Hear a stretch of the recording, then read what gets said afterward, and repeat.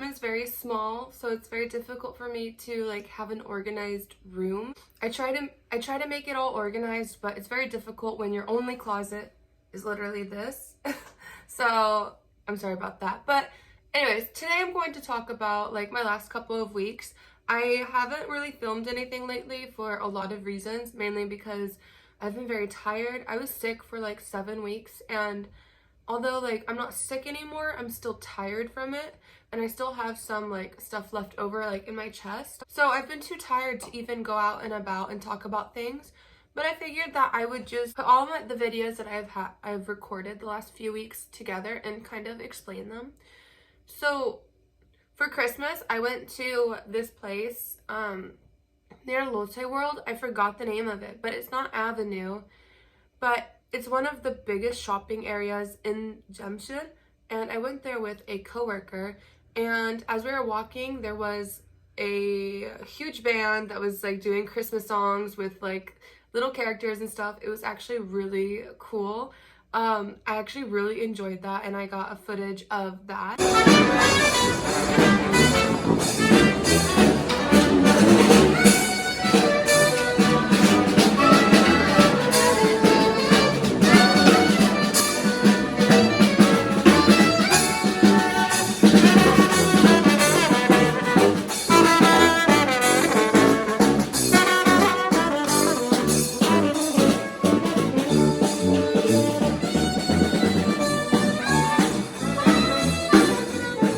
Another thing also, and maybe to you guys this won't mean anything at all, but I found it quite interesting. My coworkers gave me a baked egg, like not boiled, like it's still in the shell, but they bake it, and that doesn't, like, to me, I have never seen that before. I didn't know eggs could be baked, but what made them even more interesting is that they're brown on the inside.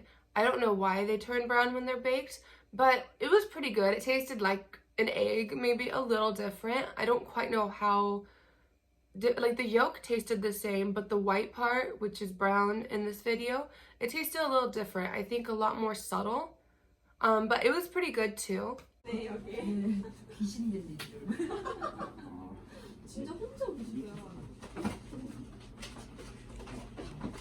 then I went to this bar. This bar is actually really cool. I think it's called 96 Lounge. But they do like shisha, which has no tobacco in it, no nicotine. It's literally just like water and flavored stuff. And there's like, everything glows. So like I do my own nails, and the top coat on them glows whenever the UV lights are on them. So my nails are glowing. Some drinks glow in the dark too. Your clothes start glowing. Like, it's actually a really cool place. It's quite relaxing, and the people there are so friendly. Like, my other coworker and I, we keep going there together, and we're the only two foreigners, I guess, that go there, because when they first saw us, they were quite scared because of the language barrier, but I'm able to handle that when it comes to Korean, so they felt a lot more comfortable. But then like the employees started asking us like a bunch of questions, like where we live, why we're here, and all of that. So my brain was dying because, for one, I was drunk. For two, I was speaking a language that is not my native language. And three, it was loud in there. It was just way too difficult for me to translate, but I was doing well, I think. They understood me for the most part, so that's great. And then we visited again, and they recognized us right away, like, because like when we were first leaving, everyone was like, bye, bye. Like the employees, all the customers, like the customers were nice. They bought us drinks too, just to include us in like their games that they were doing. They were so kind.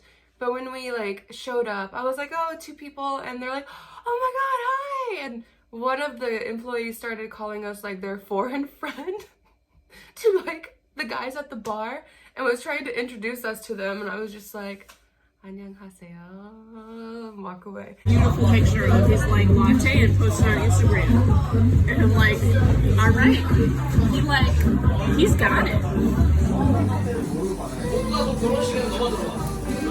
One thing I wanted to talk about is that like the Korean students, so this is kind of a running joke between a lot of the foreign teachers on like expat groups and stuff. So it's getting cold here, obviously, so we're starting to turn the heater on. And the kids, oh my god, teacher, it's hot. Teacher, it's hot. And like, I would understand that if they're only wearing their shirts or their sweater, but they have their big jacket with like a beanie on and gloves, and they're complaining that it's hot. And then I tell them to take it off, and they won't, because they're like, no, it's just hot. It drives me insane. Teacher, it's hot. Teacher, it's hot. Okay, Yabin, just take off your jacket, okay? Hot, teacher, hot. And I've recently bought another Korean book. This one is Ganna, Korean for Foreigners, the first intermediate book. I accidentally bought the second one so that you might see it back there. Yeah, I didn't know that that meant, like, I'm dumb, okay? I'm not gonna really explain because I'm just dumb. For some reason, I thought that was the first one, but nope. Number 1 is the first one for intermediates. But this one's actually really cool, mainly because, like, unlike the other books that I have, like, it gives you long conversations in Korean, and then it talks about every grammar point that they are teaching you in this lesson. Here's some more grammar points that they're teaching. So it's like 3 grammar points per a unit from what I've noticed. And then there's a bunch of sections like right here where you make your own sentences. Some of them are listening, some of them are speaking, some of them are writing and looking. Like you can see where it says like bogi just means like look, and you would see like 듣기 and all these things would tell you to listen. And then amazingly, like unlike most of my other books that I have, it gives you like a list of vocabulary that they probably did not, like you probably don't know at your level, but they talked about it. So things like survey, securities company, interest. Some of these, like, I feel like if you're intermediate, you know these words, like, to be important. But there's so many words in here that, like, I've never heard of. And I'm so happy that they like, give you a list. Oh, and then, like, at the end, they give you, like, a comprehension thing. So it's a very long story. And then you have to answer the questions. So I feel like most of my video is going to be about this book. But it's actually a really good book. They even have more vocabulary words. So honestly, like, this book seems like so amazing right now, just looking at it. I also enjoy that it does translate over here. Like, so here's the first story. It has the translated version just in case if you didn't understand it because of the new grammar points. So this is such a great book, and it gives you natural sentences, and I just love it. Like, I've learned that I'm not going to start. So I love How to Study Korean, like the website, because it's so good if you cannot understand a certain grammar point. But I don't think they're good for natural sentences because they focus on trying to understand grammar point, not trying to sound natural until later.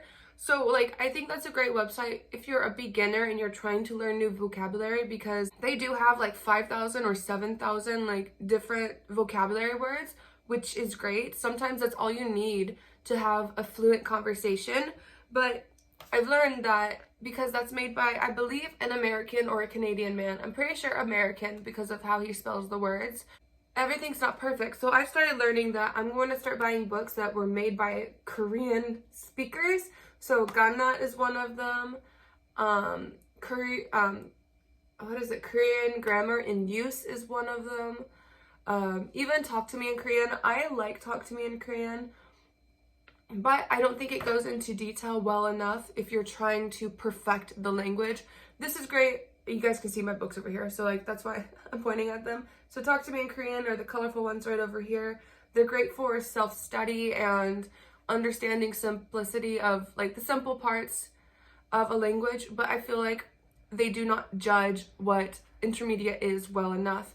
Like beginner, like the levels 1 through 5, in my opinion, should just be written down as beginners, and then they should have a 6 through 9 that are for intermediates. Point is that they don't explain enough grammar points, I feel like, because I went to level 5 or 6, I can't remember. I think 5, because I haven't finished 6.